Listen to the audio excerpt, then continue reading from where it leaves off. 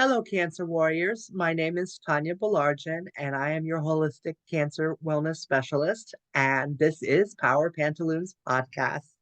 Today we have with us Betsy Sloan. Welcome to the show. Hi, Tanya. Thank you for having me on. I love your show. I love how you just watched your podcast yesterday with Terry LeBear. Love Terry.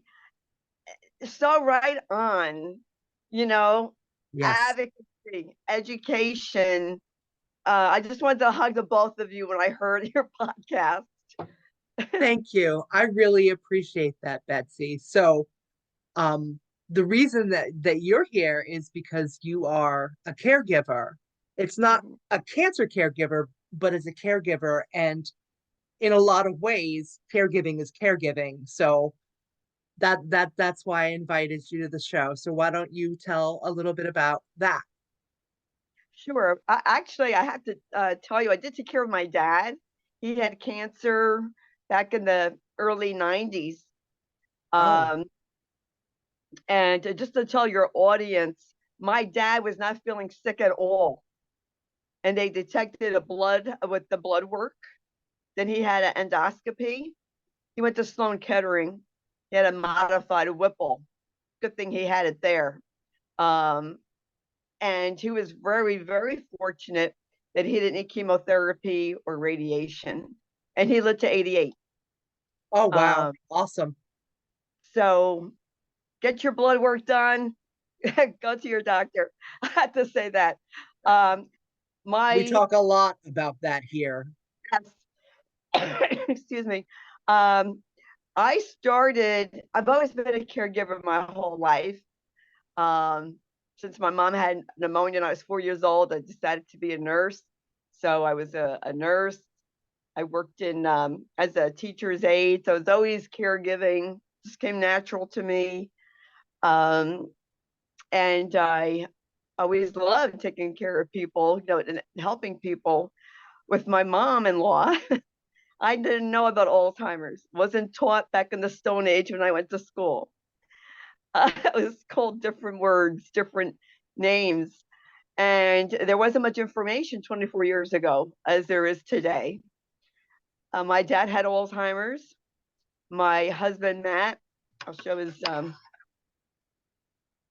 That's Matt.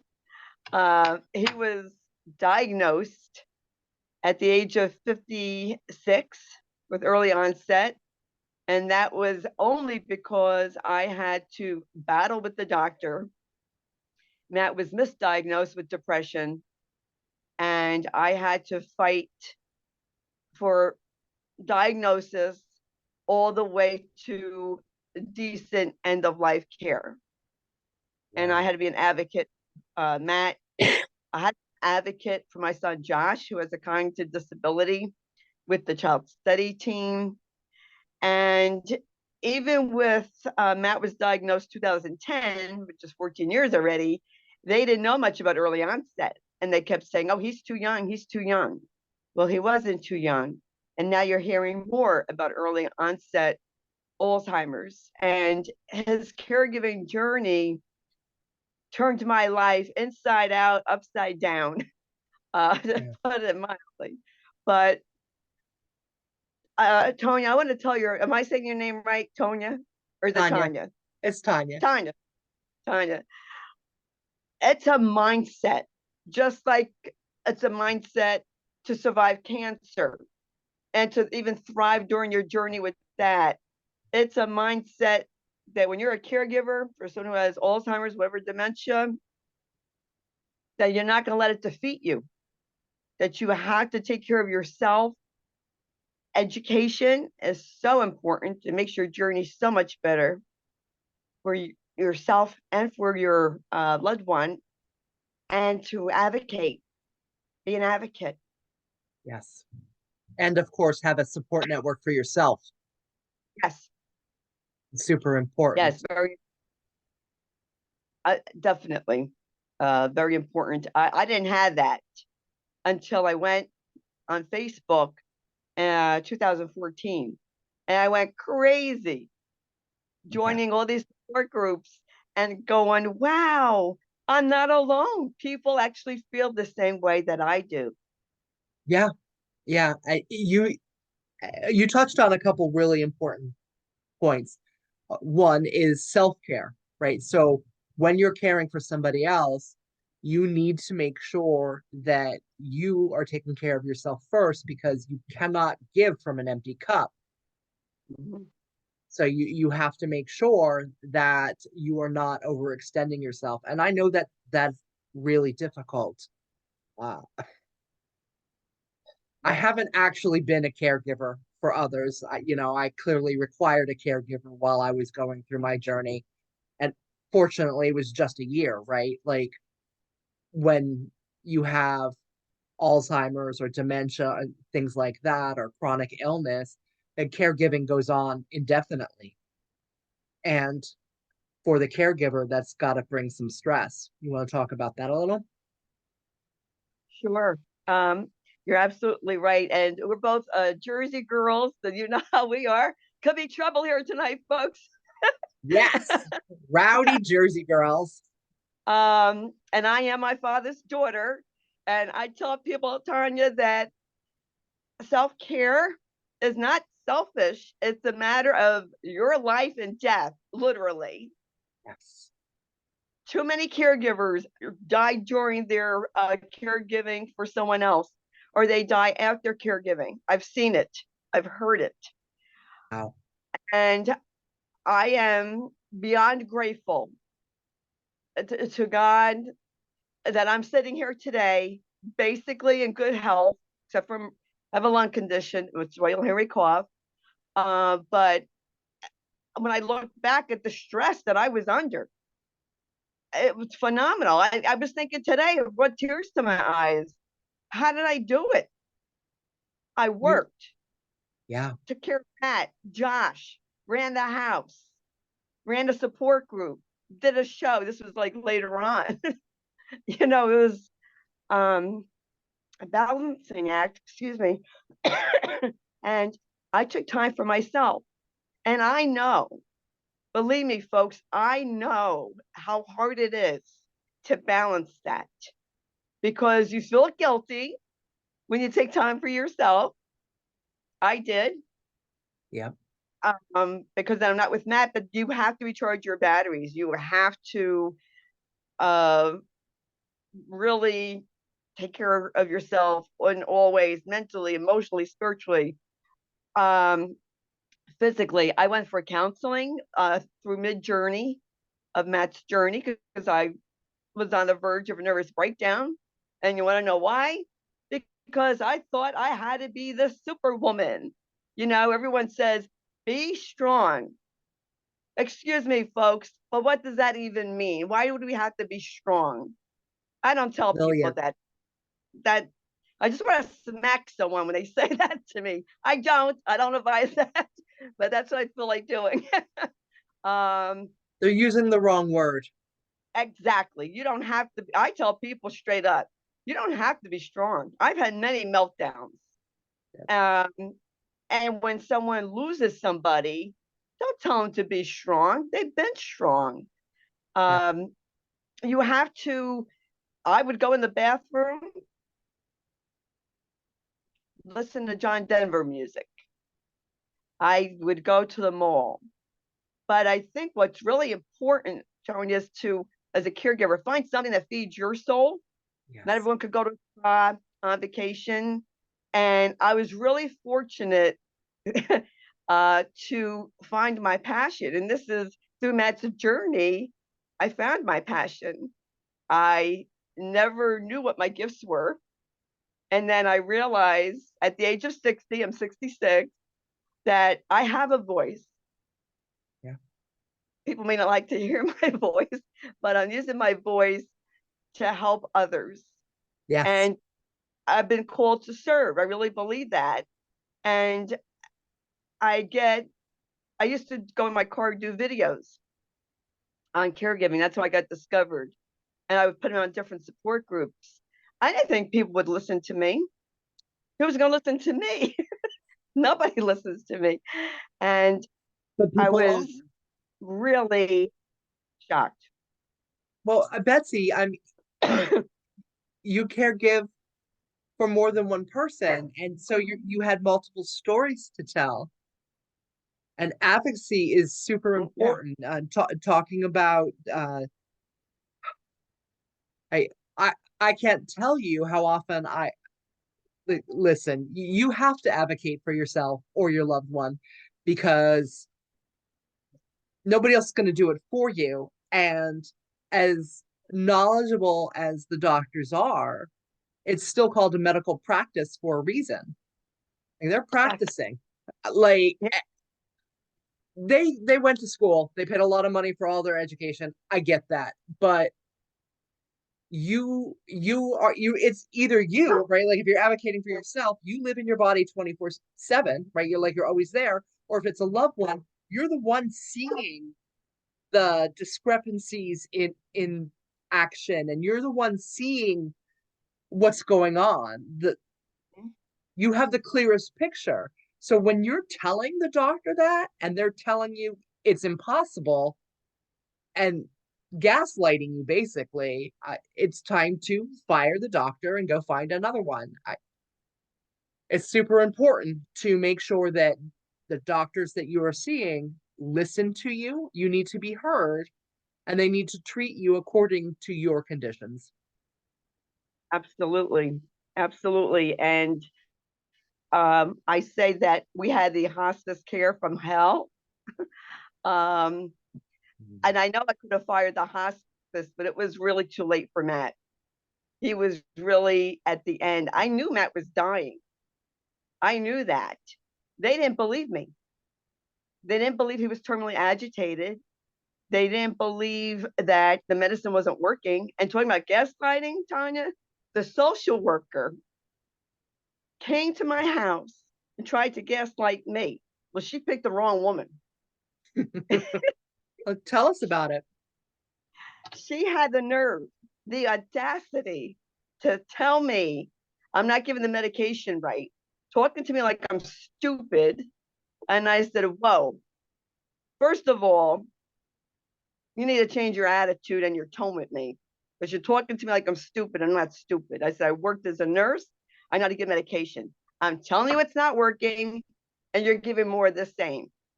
And she told me I call up hospice too much. I said, I will call up as much as I want because I am my husband's caregiver and I want a solution to the problem. And there's no solution right now.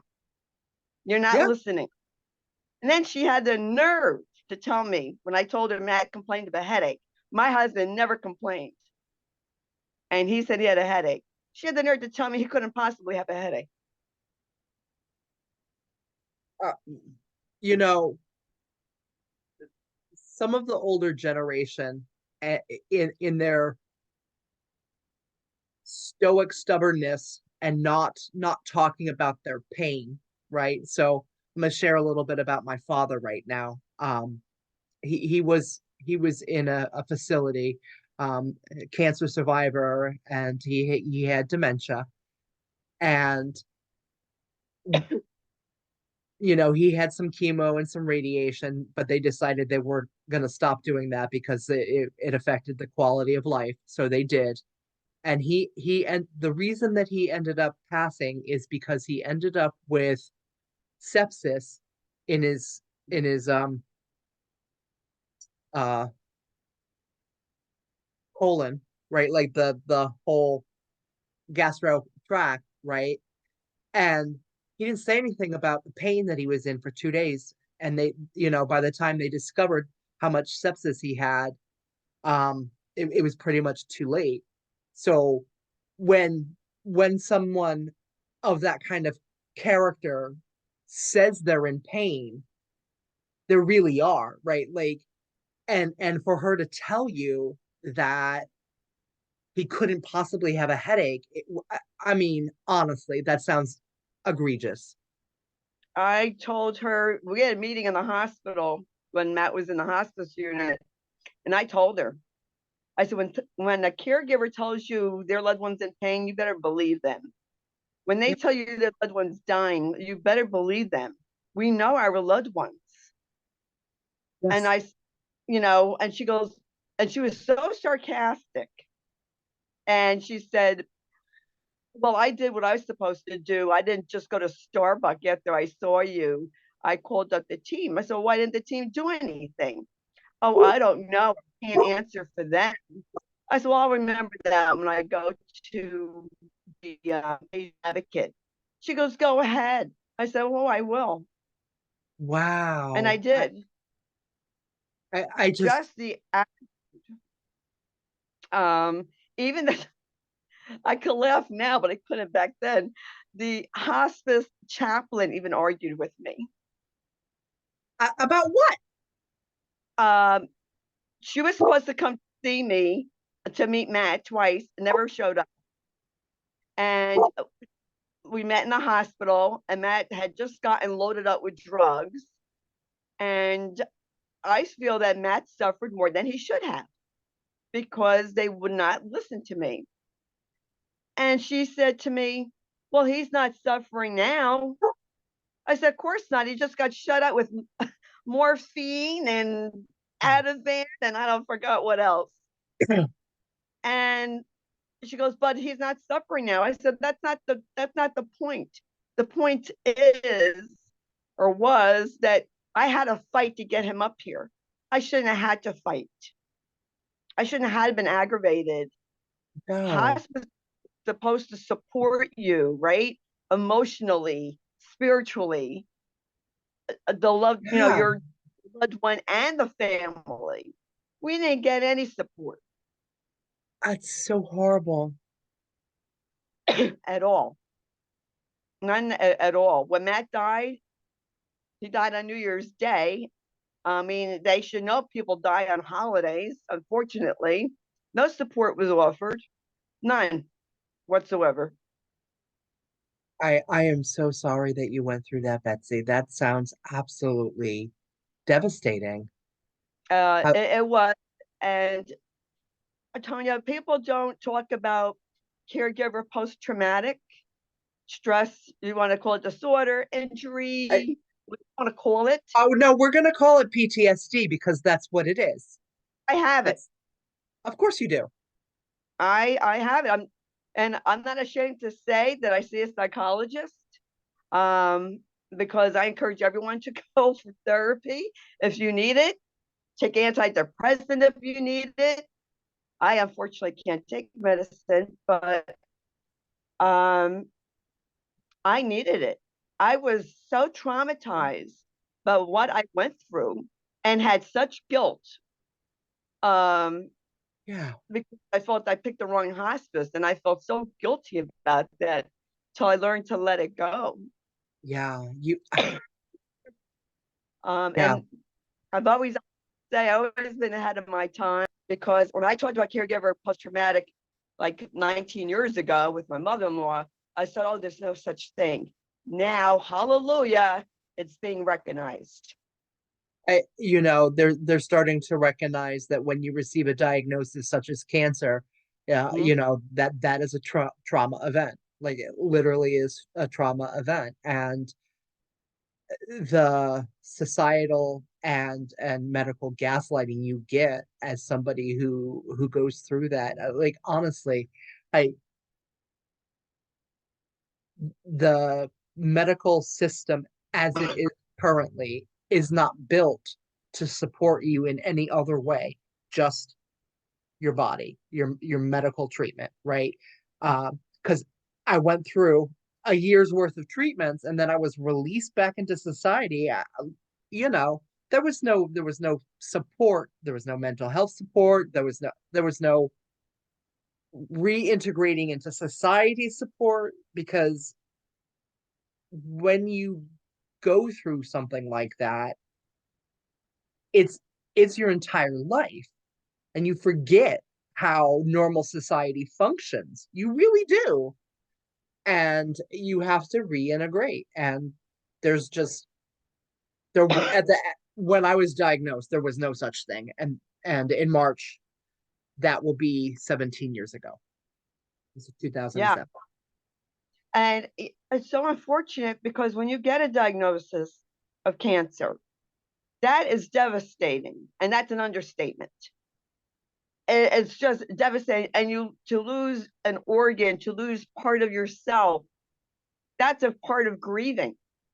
You Yes. lost a of your body, and doctors don't realize the mental, especially for women, the mental anguish, the stress. If you lose a breast, if you lose your uterus, your ovaries, it's a sense of loss. Not only is it a sense of loss, but it's a sense of something that defines you defines you as a woman. In our society, we're really treated as our sex organs in a lot of ways, and everything in in in how this society functions is about our uteruses defining us as women. Like, of course you want children because you're a woman. Like that kind of mentality, and more and more women are like, no, that's woman motherhood is not for every woman. It just isn't. So there's all of that to unpack too. You're 1,000% right. Like, so after being released back into the wild, I spent the next 5 years really going deep and building a relationship with spirit again. I mean, I had one, but like redefining my feminine core, um without a uterus, and speaking with lots of different women who have survived either some form of uterine cancer, ovaries and all that, or breasts. I mean, you know, even after my ordeal and losing the uterus, I'm very grateful it wasn't breast cancer. And because I can look at my body and not really see the scars, but if I were to look down at my breasts and they weren't there anymore, that's very obvious, right? Like, so I feel like I got away um with something, and it's guilt, right? Like, it's survivor's guilt. It's I'm gonna say that, yes. Yeah. and but it doesn't change the fact that that's how I feel. And when I speak with other women and they don't have any breasts anymore, you know, and they talk about dating again and loving their body and all the hardships that come with no longer having breasts. Like, yeah, it's trauma, and the mental health support really needs to be there. Mental health is health support, right? Like, I don't think they should be classified as two different things because they're not.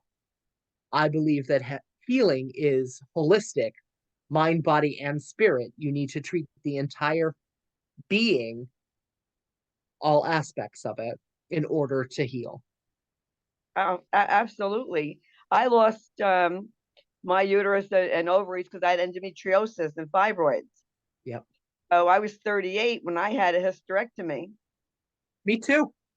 And I felt like a kind of like a loss, but I knew I would feel better once I healed. But to lose, but I already had my son. So, but I thought of other women who lost their organs and didn't have children who wanted. Not everybody wants children. That's fine. To each his own. Um, and how lucky I was. Yes. Yeah. And you know what? Just is so annoying. Nobody believed me when I was having pelvic pain. And thankfully, a primary care doctor sent me for an ultrasound. And that's how I found out I had endometriosis. I was in my like 36, I think, 34, 36. If he didn't do that ultrasound, Tonya, I would have burst. Yeah. It was gross. And why do women have to fight to be heard, to be listened to? I mean, That they that just they don't listen. They don't listen to us. I, Pisses me off.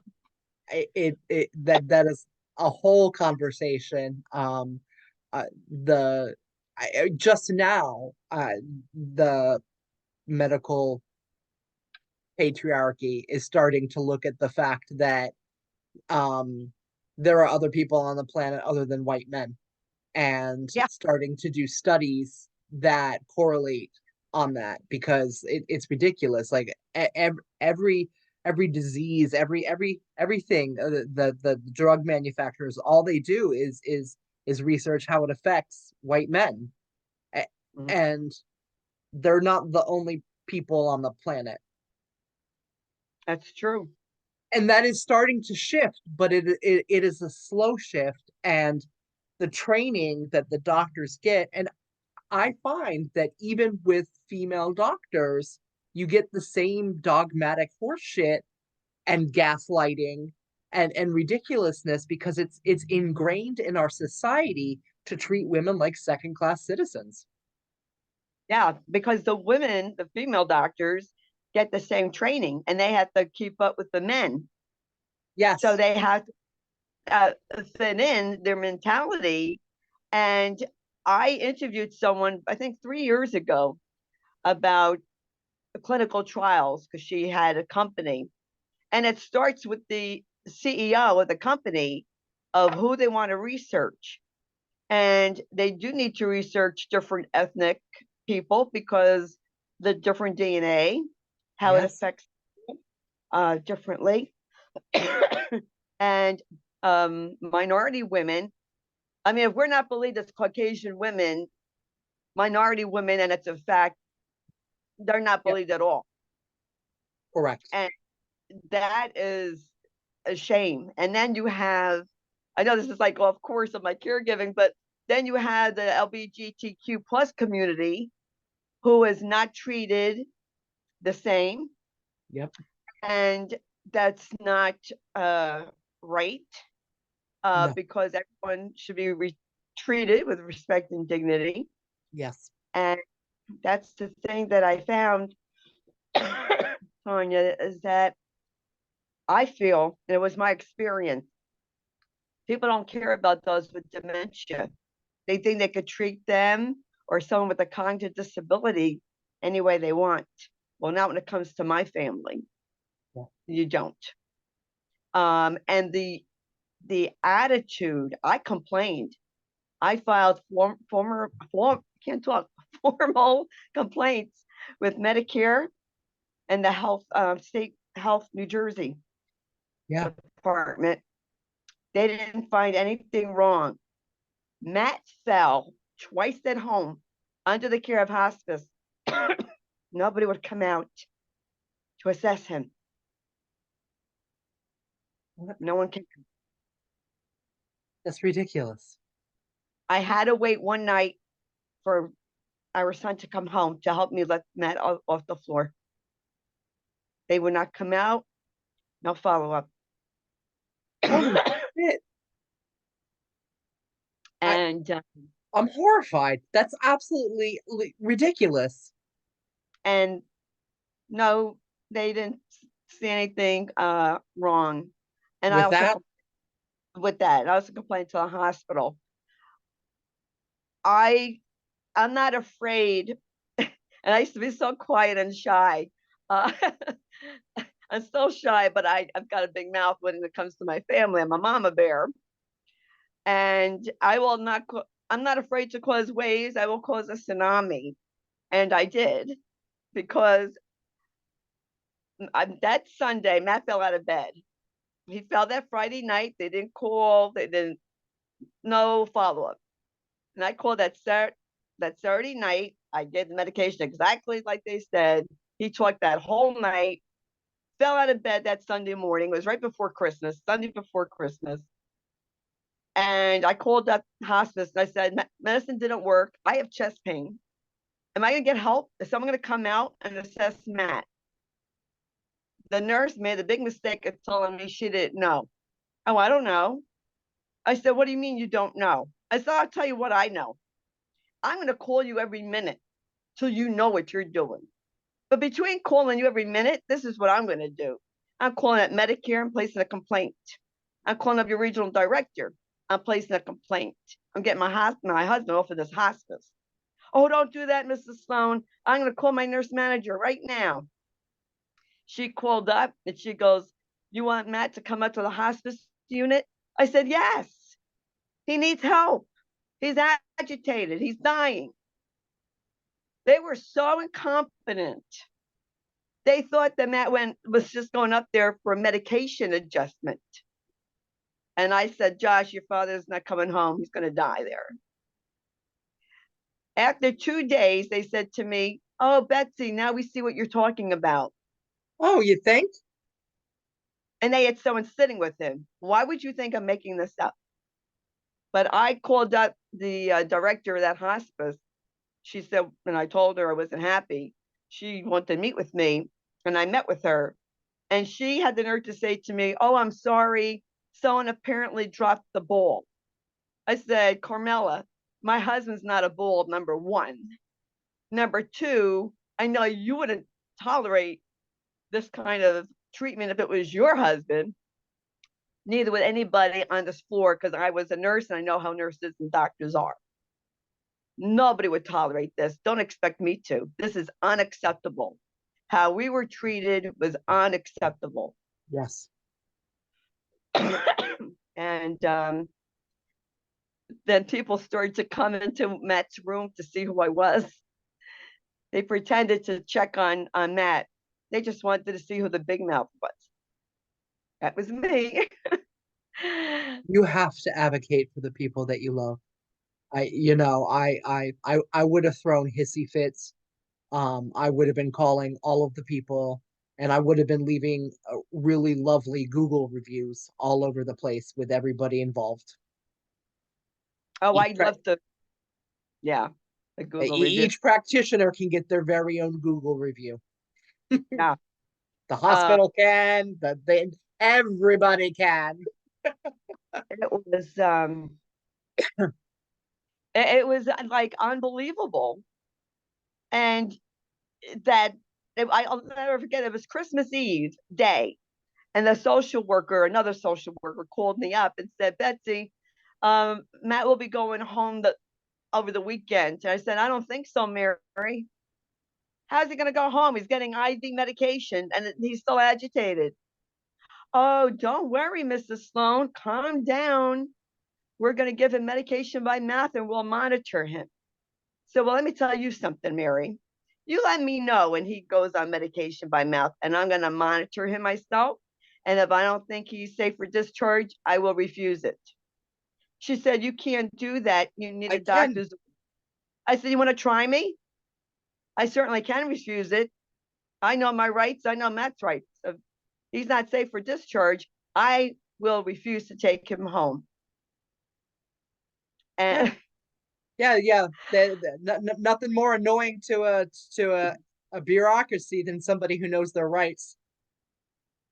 so I went into the director's office and I said, Carmela, I know Matt won't be going home, but if he should, and said, if I think Matt needs to see a registered nurse, and so help me if one doesn't come out, my next call is to your CEO. Do not think I won't do it, because I will. I'm She sure handed she me her, believed you. oh, she did. She gave me her card. She goes, you call me 24/7 if a nurse doesn't come out. She goes, why didn't you call me before? I said, your name's not in the handbook. I would have called you regional director. And I told her, I am not one you want to play with. Yeah. I know my rights. I'm an advocate and I have connections. You Yep. do not don't want to fool with me. And they they knew. And of course, Matt, and I would ask the hospice doctor, how long does Matt have? Oh, I don't know. But that following weekend, he took a turn. And once he stopped eating, I knew that was it. Yeah. Like I knew, that's the thing. Like I knew that Matt was dying. I Yeah. knew it. And they would not listen. It's it's a shame It is. um, that happened. But I learned, and I think as caregivers, we can learn a very deep unconditional love. And I always say this, now more people are saying it, dementia will rob the brain, but it can never rob the heart of love because the heart knows love. Yeah. As somebody who's gone through chemotherapy, I had a very small taste of what dementia could be. They talk a lot about what you lose when you have chemo, fog, and stuff like that. I had an interaction. I was out and about the city, and I was with my sister and a couple of friends, and somebody came up and addressed me by name and started talking to me. They clearly knew who I was. I had absolutely no idea who they were. And in my graceful state, I burst into tears and ran away. That was my solution at the time. It was a bad solution, but it was the solution I had. And to this day, I have no idea who that person was. And I can't imagine that as a consistent thing. It's a truly horrible disease. It I really is. I have heard about that, and I've heard people talking about chemo fog and the after effects, and that should be talked about and that should be addressed. And we need to talk about these issues, Tonya, and I'm glad that you do that on your show because people have to, Absolutely. that this is real. There's so many facets to having cancer, being a cancer survivor that I have seen. Matter of fact, I lost a very dear friend last month from cancer. I'm My so friend, sorry, Betsy. thank you, who helped me start the group. She, man, you're talking about being sad. Laura, her name was Lori Lepore. Her wife died of COVID. A year later, Lori's diagnosed with lung cancer. Oh, gee. They gave her a year. She went through the chemo.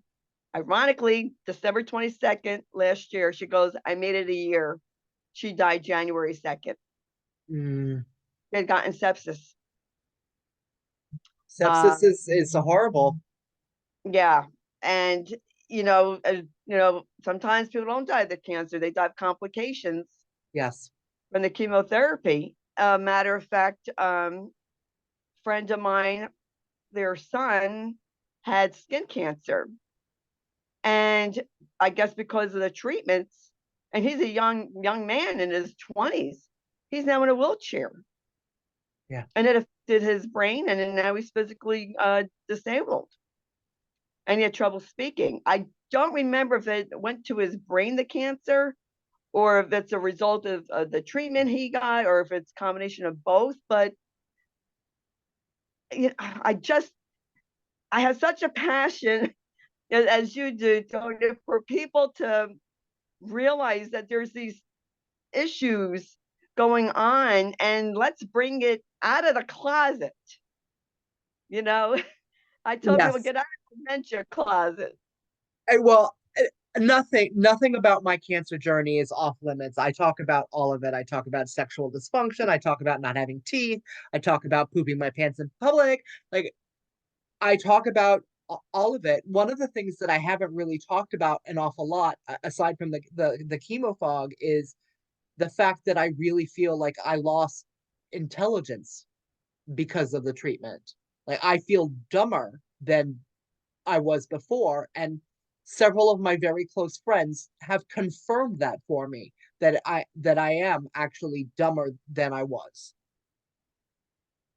They need to do a study on that, on how chemo affects your brain. Yeah. It'd even be nice after, to know. yeah, even, afterwards, because when you think about it, and I'm not a doctor, chemo is very strong drugs. It's chemicals. It's very, very strong. And, it cures one thing and it causes problems in other All over areas. the place. Yes. Yes. Let's address this. And you know what? My heart goes out to cancer survivors.